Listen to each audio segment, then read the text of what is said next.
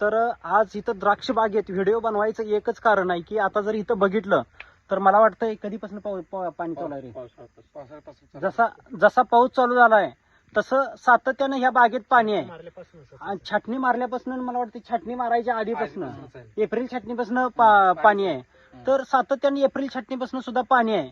आणि ह्या जर मुलाची बघितले जिद्द आणि कष्ट, तर या कष्टाला आणि जिद्दीला खरंच सलाम मानायला पाहिजे.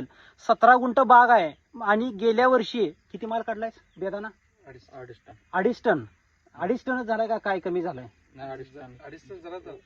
जरा म्हणजे जास्त झालाय का कमी झालाय? जास्त म्हणजे लेवल मध्ये. हा, तर मला वाटतं 2.5 टनाला थोडासा कमी झालाय बेदाना.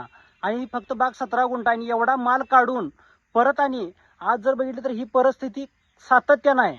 आणि त्याच्यानंतर जर इथं बघितलं तर इथं याला 1 2 3 आणि ही 4, इथं 4 घड आहेत.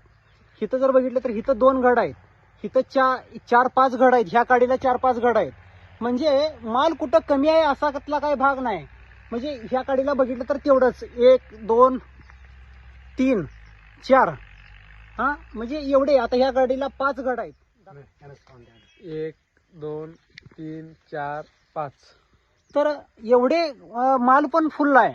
जर असं जर योग्य पद्धतीने जर आपण नियोजन केलं तर हा मुलगा काय करतोय, 17 गुंठ बाग आहे आणि 17 गुंठ्याला सातत्यानं किती 1 एकराचं कायम डोस आणि 1 एकराचं कायम खायला देतोय. 21वा दिवस आहे आज आणि 21व्या दिवसाच्या मानानं सुद्धा अगदी रोग नाही काय नाही. आणि ही बाग जर बघितलं तर ही पाण्याची परिस्थिती, अशा परिस्थितीत सुद्धा द्राक्ष बाग चांगल्या पद्धतीने टिकवल्या, रोग नाही काही नाही. आणि सातत्यानं पावसाचा आपल्याला त्यांना सामना करायला लागायला लागलाय. तर ह्यांच्या जिद्दीला आणि कष्टाला सलाम ग्रेप्स ॲग्रो तर्फे.